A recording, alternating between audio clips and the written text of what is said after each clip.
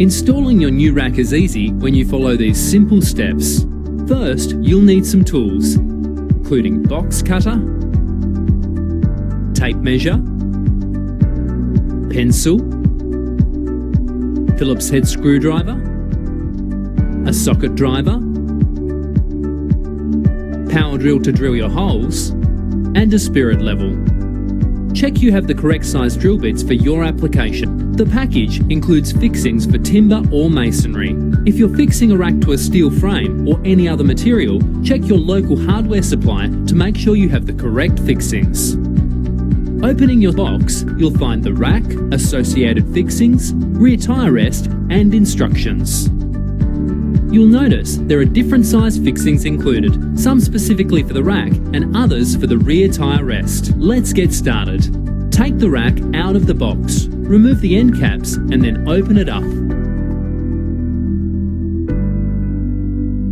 You'll see which way is the top of the rack by looking for the sticker. Place your rack down on the floor away from the wall. Now take your bike at its normal upright riding position and hold it at right angles to the wall you're going to attach your Steadyrack bike to. Make sure your bike wheel is hard up against the wall. Next, take your Steadyrack bike rack and place it under the front tyre, simulating it hanging on the rack. Get someone to hold the bike still and mark the position of the top of the centre hole on the floor with a pencil. Once you have this measurement, you'll need to add an additional amount. This is to ensure that there is sufficient ground clearance when the bike is hanging in the rack. For bikes up to 22 pounds or 10 kilograms in weight, add an additional 2 inches or 50 millimeters. For bikes over 22 pounds or 10 kilograms in weight, add an additional 3 inches or 75 millimeters.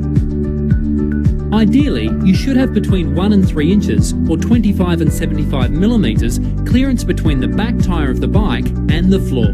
This will ensure the easiest loading and unloading of your bikes. Make sure your rack doesn't move when you're marking the holes. Use the fixings provided to judge how deep your holes need to be drilled. Insert the plastic plugs first when fixing to masonry and the bolts only when fixing to timber. Now you're ready to fasten your Steadyrack to the wall. Make sure the bolts are firm, but be careful not to over-tighten. Now put the end caps back on and you're almost finished.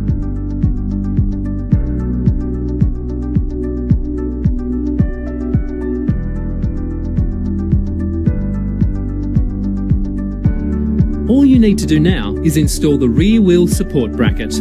Put the front tyre of your bike into the Steadyrack. Once it's fully into the rack, the back wheel should remain off the ground. Place the rear tyre rest in between the wall and the tyre so that the centre of the rear tyre rest is in line with the rear axle of your bike. This will be the exact centre of the wheel. Make sure your bike is plumb with the rear tyre rest in position and then mark the top fixing hole with a pencil. Now, take your bike out of the Steadyrack. Using the mark on the wall that you just made, place your bottom bracket so that the hole in the bracket lines up with the pencil mark. Now holding the bracket firmly in place, use your spirit level to ensure the bracket is level and then mark the bottom hole. Be careful not to move the bracket when marking the hole. Place the bracket to one side and drill your 2 holes. Now using the fixings provided, attach the bracket to the wall. You are now ready to use your Steadyrack.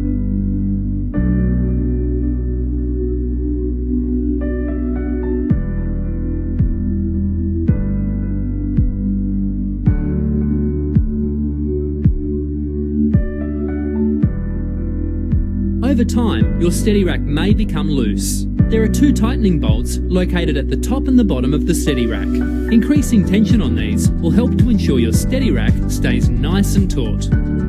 For more information on how to take care of your Steadyrack, download our care and maintenance instructions on our website.